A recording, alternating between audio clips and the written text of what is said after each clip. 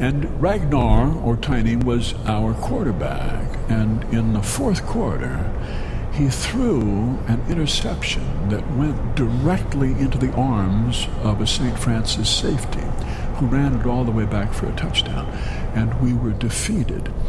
Up until he threw that interception, he'd been a kind of a liberal Democrat, and that turned him to the right. It made him bitter, because it was St. Francis, and so he turned against the whole St. Francis philosophy of peace and kindness and love, and he became an angry person. And he was in radio for a while, and he had a show called No Left Turns. And then he had this terrible temper, a terrible, terrible, terrible temper, and he blew up on the air, and he yelled at a caller, and he said, "You lie." And it was the station manager. So he lost his job, and he had to go to work in the warehouse, and so that's kind of his story. He's a man with a terrific temper. Fat people, he weighs about 300 pounds, are supposed to be jolly, and they're not supposed to turn red and veins pop out in their forehead, but he does, and that's how he had the stroke. His wife is very nice. She's an English teacher, and so they're required to be nice, and she wears designer glasses, and she wears, beads and so on, made from dried vegetables. She's vegetarian, and she goes to see a lot of movies that nobody else has ever seen. She goes off to little theaters in Minneapolis where they show these movies, and she's always asking people, did you see this movie, Quelle est la place de mon cher? And they say, no, never heard of it before. What is that? Some kind of a romance? No, it was a French movie, and it's a kind of a documentary, actually. And it's about a family in the south of Provence, and they find out that they are not Jewish, as they had thought. They are actually Missouri Synod Lutherans. So their French is not that good, and neither is their English, and so their kids can't go to the Sorbonne.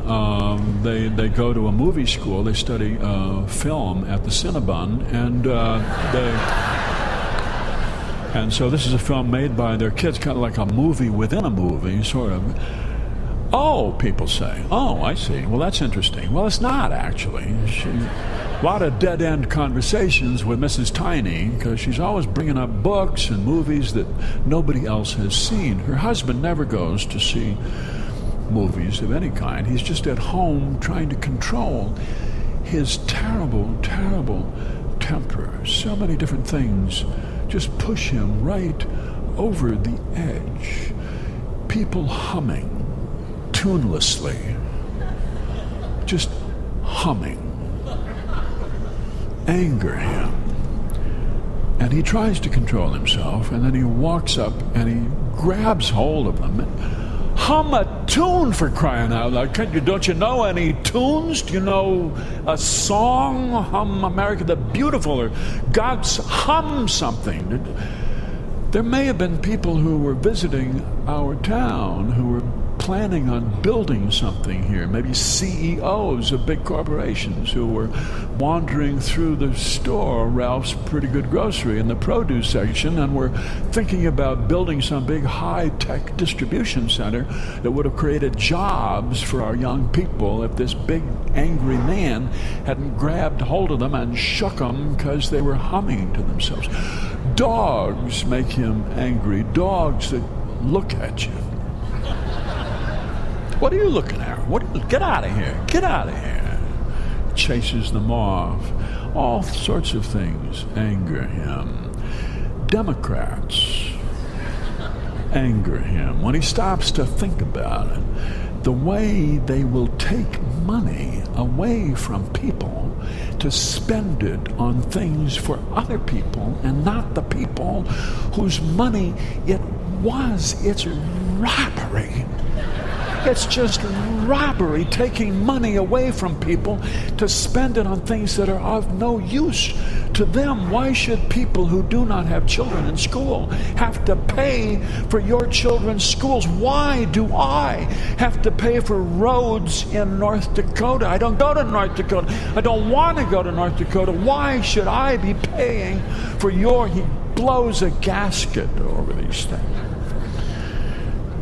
All of these things make him angry, but nothing makes him so angry as tailgaters.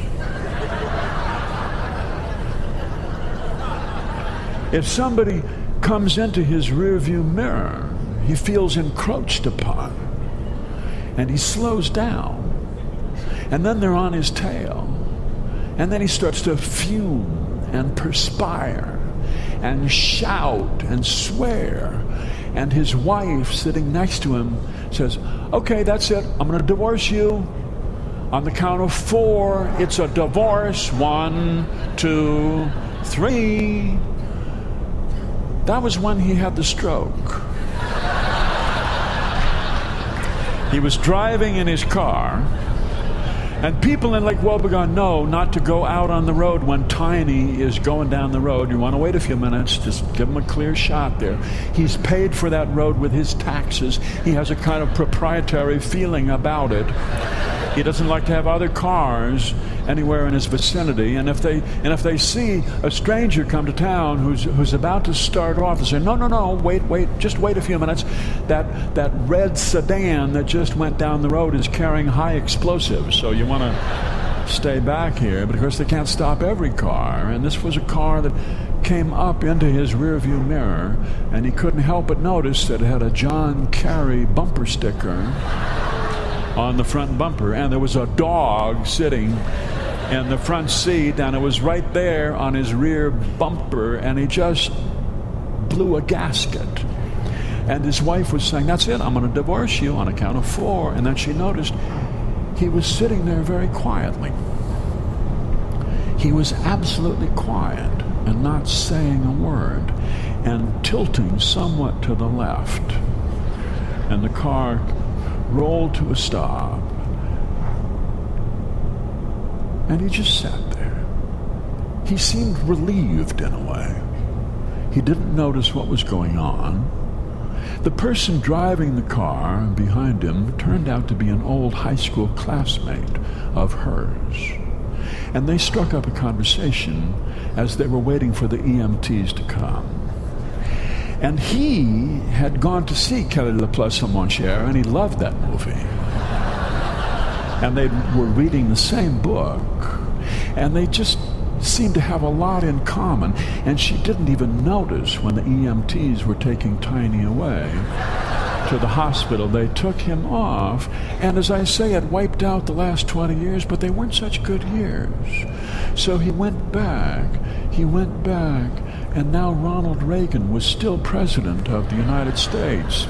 And he was back 21 years, actually. It was 1983. This happened a few years ago. Don't you do the math, I won't. And now, instead of being 58, he was 37 years old. In perpetuity, he was 37 years old. And so he sang a little flat, but he was back to that October afternoon, and his receiver was running downfield and running that hook pattern, and he was just drawing his arm back, and that pass had yet to be made. It had yet to be made. It would be October now for the rest of his life, and he would always be 37 years old. What could be better? That's the news from Lake Wobegon, where all the women are strong, all the men are good looking, and all the children are above average. The news?